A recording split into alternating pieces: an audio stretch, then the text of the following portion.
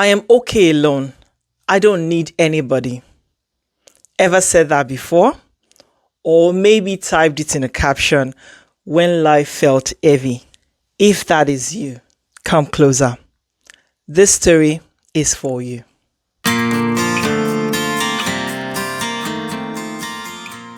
Hi family, and welcome to another episode of Stories That Inspire, where we use true life experiences to motivate one another and also to learn.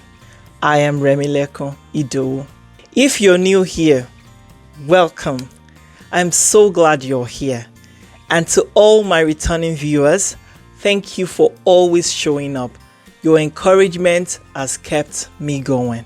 You're about to hear a story that might just touch your heart in a way you didn't expect. So before we dive in, go ahead and hit the like button, share this video with someone who needs it, and subscribe if you haven't already.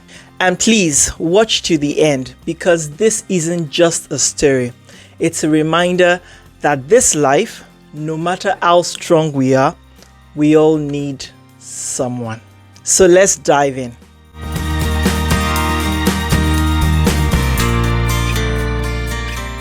Amaka always said she was built differently. Sharp-witted, strong-minded, fiercely independent.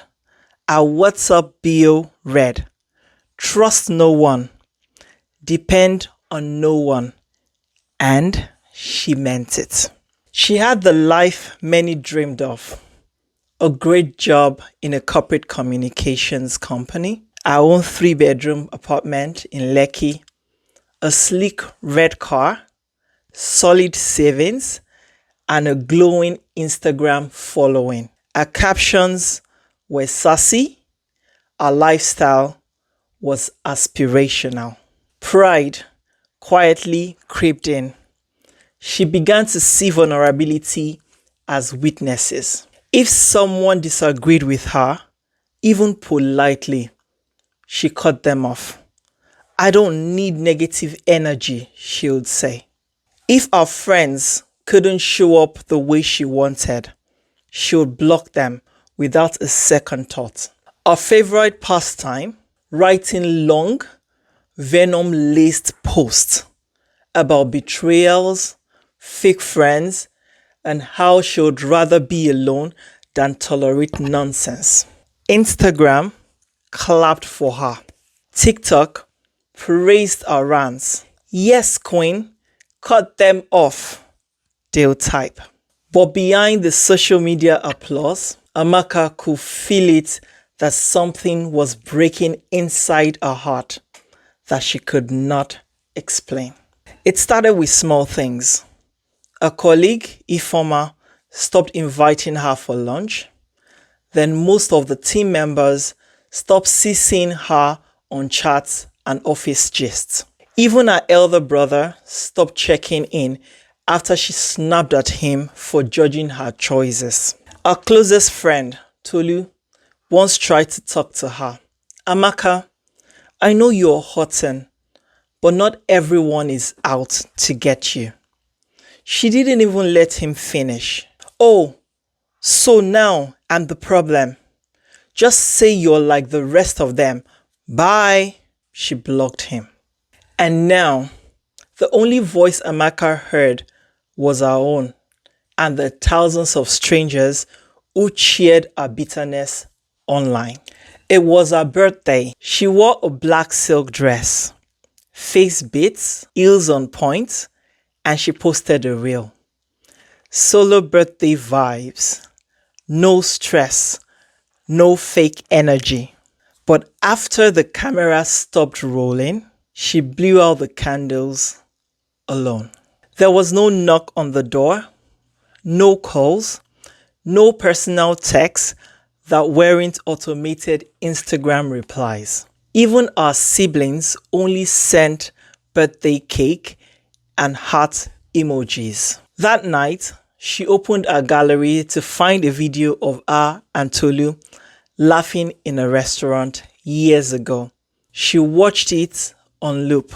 Her chest felt tight And for the first time in years, Amaka felt empty inside and she cried uncontrollably. Days passed. Amaka was no longer as active at work, which drastically slowed down her work.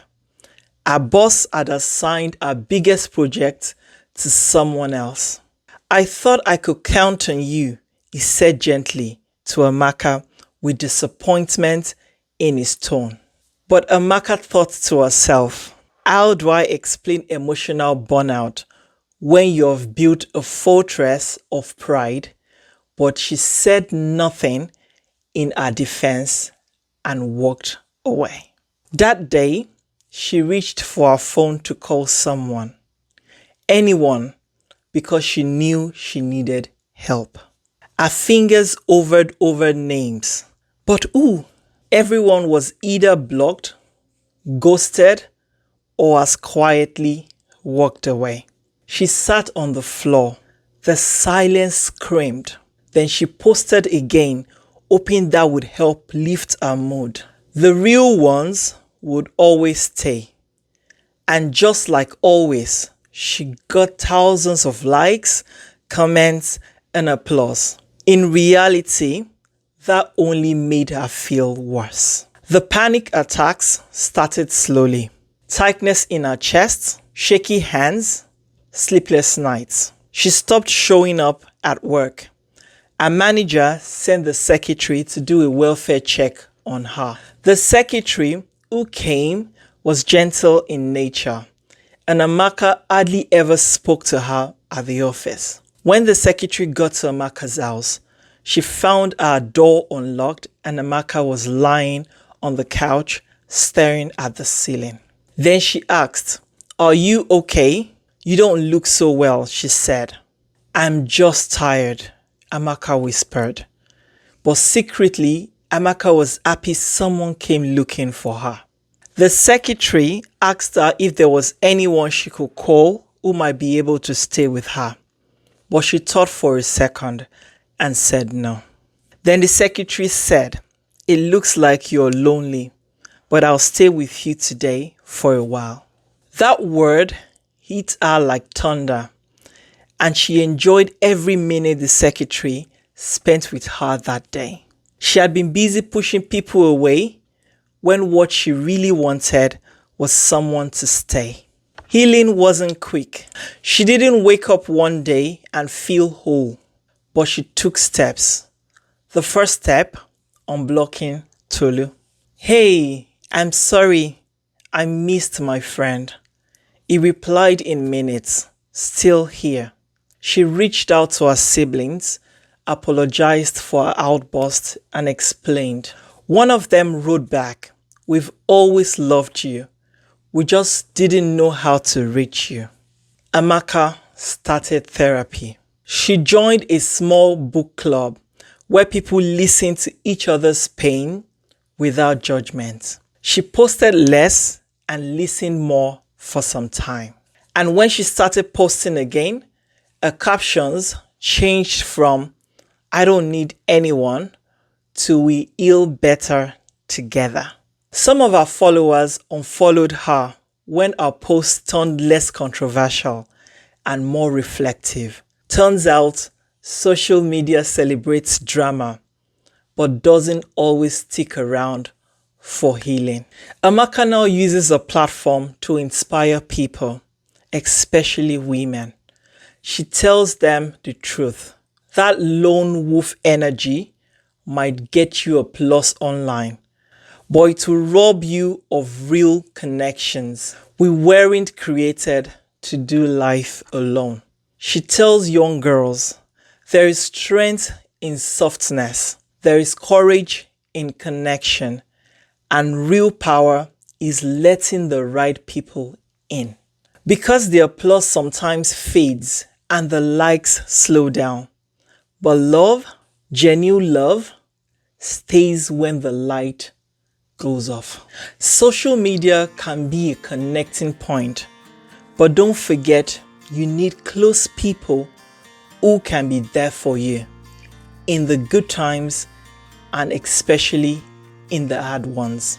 It's true, social media celebrates controversy, but you can choose to be the light. You're not looking for toxic people, but don't block the ones who genuinely care because of your own heart. Someone who checks on you, listens to your silence, and sits with you in storm.